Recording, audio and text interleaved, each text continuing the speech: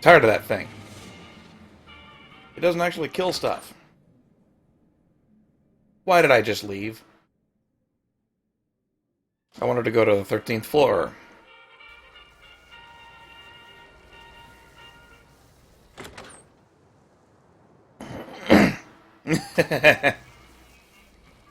Oh, well, that's neat. At least he stays there. So, I guess I know what to do if I ever want the Deathclaw back. I forgot! I don't... Shut up.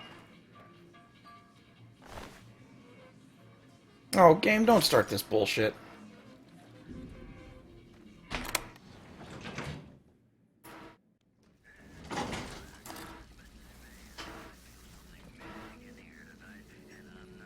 It's doing that slow dialogue open crap.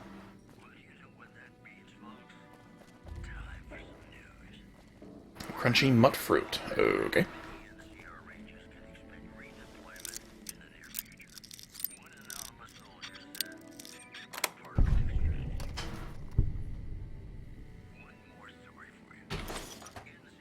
Another fist of power. Oh, fancy. Mickey Mouse chairs. What the hell?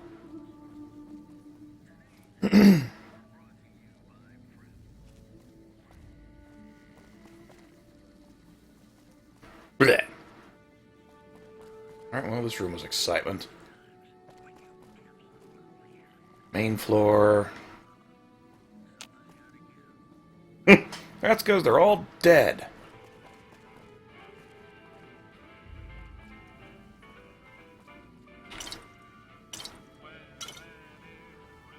Vodka, whiskey, wine. The menu's pretty varied there.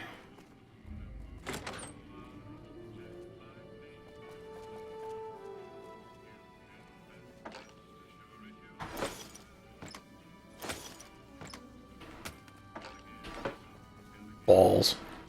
Ah. A bathroom reader. Only one dead skeleton in the room. That's pretty clean for New Vegas. Ah, magazine. Did I? Yeah, okay. More booze. Uh-oh. Is that a good thing or a bad thing? I have a great D&D story, if folks want to hear it. It was about my first time playing.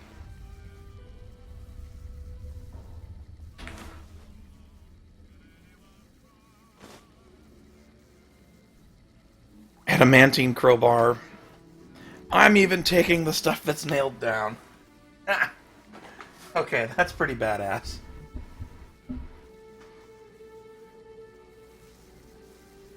Ew.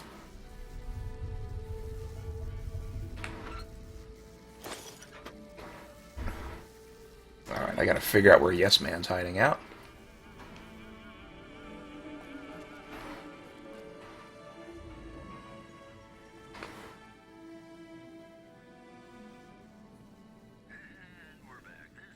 Okay. Main floor, then we go to the 13th floor. Wow, the bottomite can move.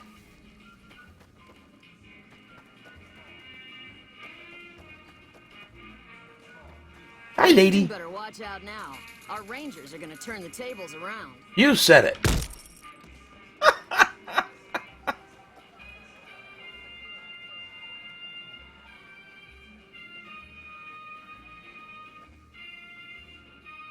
Oh, interesting.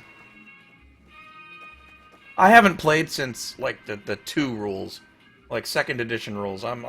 It's been like 20 years. Oh right, yeah, that D&D story. Okay, so the first time, oh god, that's too bright. So I was maybe 16 or 17. Holy shit, 5th edition. A colleague of mine, I worked at Shopco at the time. This is, how my professional career was going at that point. A friend of mine that worked in shipping at the same place I did. Invited me to come play a D&D game, and I'd never actually played. I said, sure, why not? And so there's actually two nuggets here that make this really special, a very special first time giggity. So, I had never met any of the people that were going to be playing along. I was just joining an existing group. He was starting a new campaign. So I wasn't butting in on, some existing game. Which was a nice touch, anyway. But, yeah, hadn't met any of these guys. And it was being hosted at the house of one of these other people. He happened to work at a Kinko's Copies, back when it was still still called Kinko's. We were all, high employed, white collar workers. So he gave me his phone number, gave me basic directions to get to this guy's house, and then the night of the game, I followed the directions that he gave me. They sucked ass. And of course, the fucker turned out to live in a goddamn trailer park, but this says a lot about the class of people that lived around where I lived at the time. Loveland's a bit of a pit. So I called the guy up on the phone to get directions. Tell him, hey, I'm fucking lost. Help, please. Well, so I dial his number, and when he answers the phone, he says, Kinko's Copies? How can I help you? And, oh shit. So it confused me for a second. And, I kind of stumbled and not near as smooth as I am now. So I'm like, is this Law? Oh, yeah, hi, sorry. I just got off work, blah, blah, blah. So, it turned out to be the right number, and he gave me directions to the house and everything. Ended up finding it. So I show up, answer the door, and of course the guy that lives there answers the door. And I walk in, I wave, hey, Andrew, my friend I recognized. And the guy shuts the door, and I turn to him with the biggest smile I can muster. I go, you're an asshole. Figuring he was fucking with me when he answered the phone like that. He wasn't. He actually had done that by accident. So his response to that was to pick up a big, wasn't very sharp, but a big-ass sword, pick it up, and level it with the tip right on my neck. And he gave me some stern bullshit lecture about, oh, don't you talk to me like that in my own house. And so that's how the game started. Or actually, it took my friend about half an hour to convince me to not follow through on the whole go fuck yourselves, I'm leaving thing. Because I did not respond well to that at all. And so he ruffled over those feathers, and at that point I decided, I'm never going to play with these fuckers again because these guys are shitheads. And the rest of them were just as, I don't know, you get that stereotype for D&D players that are super serious, really into it. I'm like, fucking God, you're gonna live by the rules. Those kinds of pricks. You can imagine my style of gameplay, it's about the same now as it was back then. I mean, I haven't changed much. So anyway, yeah, these guys are taking fucking ever. It took like an hour for them to roll their damn characters. And they were all doing... Everybody was doing doing, like, neutral good or lawful good. Like, one guy rolled a fucking paladin and a... It was all really goody two-shoes horseshit. And me being the smartass I am, decided, alright, I'm gonna roll a fucking chaotic neutral. Mage. So, almost no hit points, spell chucker, and... yes, paladins are definitely lawful penal. Just wait, that figures into the story.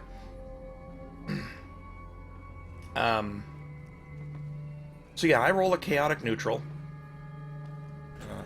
mage character, so I can sling spells at monsters and have a good time of it. Just go beat things up. And so we get into playing the game. And it took a couple more hours because these fuckers took role-playing way too seriously.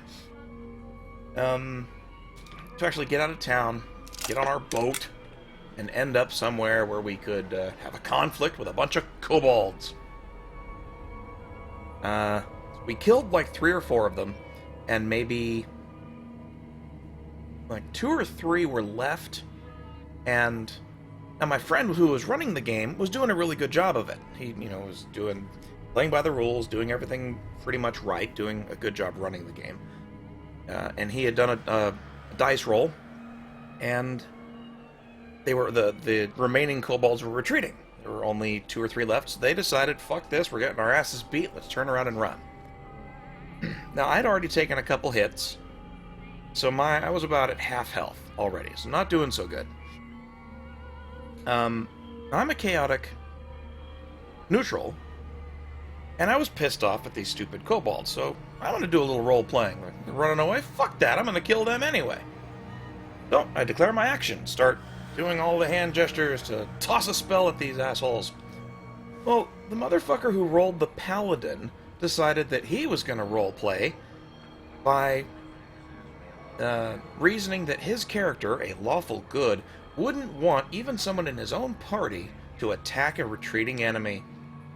And so he dealt this horrifically nasty attack and landed it on my character. It took me down to like 1 hit point.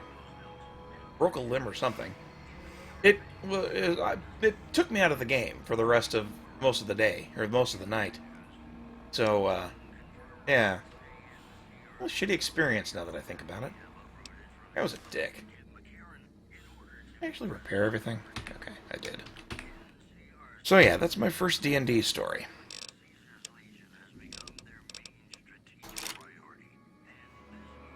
And, yeah, I stuck around and I was still a pain in the ass. The rest of the night. Didn't give them a moment's rest.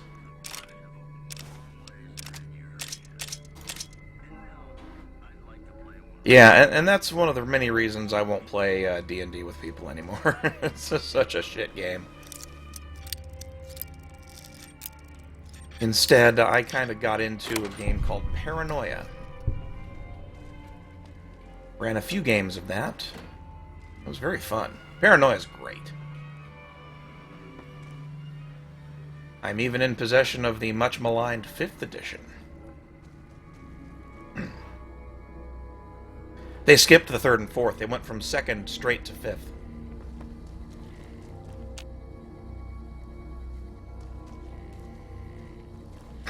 Wait, doesn't one of these actually open up into the room where Yes Man is? No, I know. The game wasn't shit. It was just the people. Even with a good, DM or GM, it just doesn't...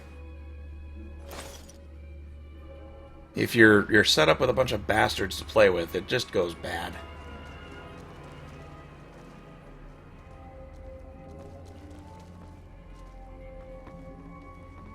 I know it's one of these rooms. Or is it the big presidential suite? I always forget. Out of my way, guys. Or Eddie. Okay, well, it's gonna be this room then. Oh yeah, this is it. I'm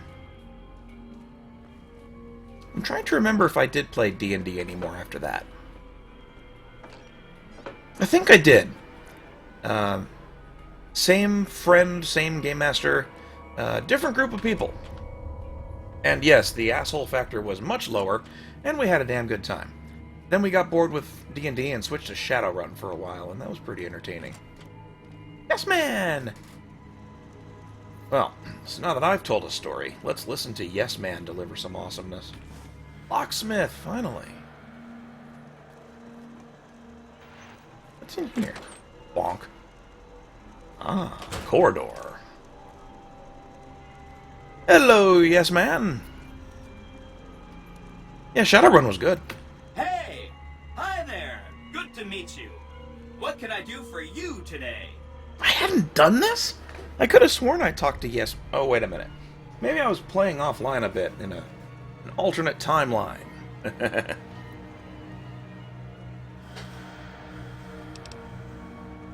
Good question! My function is to monitor Mr. House's data network and decode his encrypted transmissions. Allow me to introduce myself. I'm a PDQ-88B Securitron, but you can call me Yes Man. This is David Foley who voices this character. It's a shame Random isn't here. I think she liked Kids in the Hall stuff, if I remember right.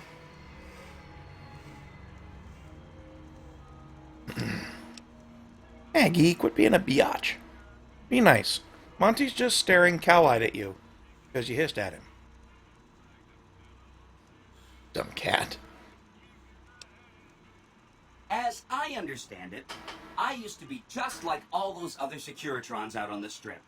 But then my neurocomputational matrix was completely reprogrammed to be nice. Very, very nice. Oh, he had some help. A lady friend of his. She said something about living in a fort over in Freeside. But that's all I remember. This is Benny's workshop. When the tops got renovated, he had this half of the floor blocked off for his own use. I guess you could say it's my entire world. I don't think I've ever left this room. But that's okay. I'm not complaining. Sure, Benny had me look at it a bunch of times.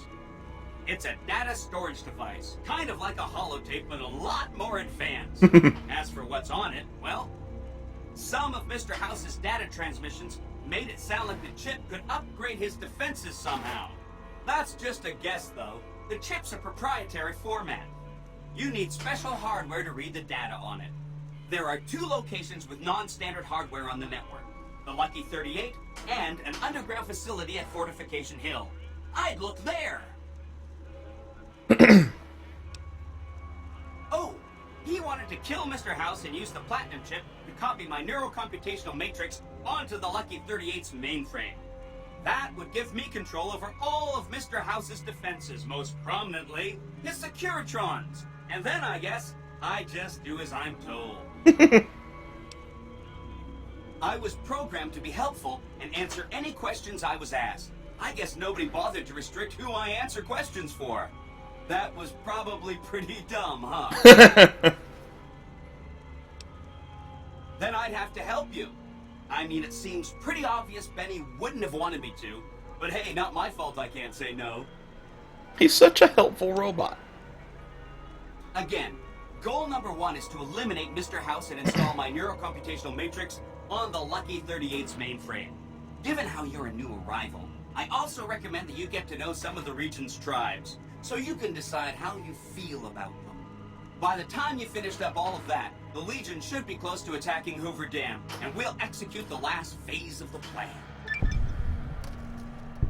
Yay!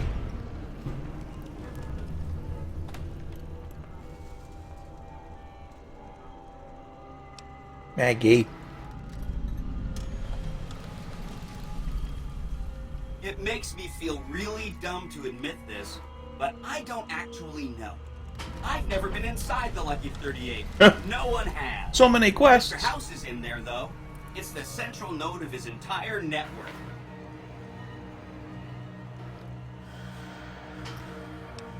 You have? Wow, that's amazing. You can murder Mr. House whenever you want. I mean, Benny was always scheming about how he was going to get into the Lucky 38, but No, you Maggie. already took care of that. Wow. The other thing you're going to need is the Platinum chip. I have it. You know, the one Benny killed a courier for over near Good Springs.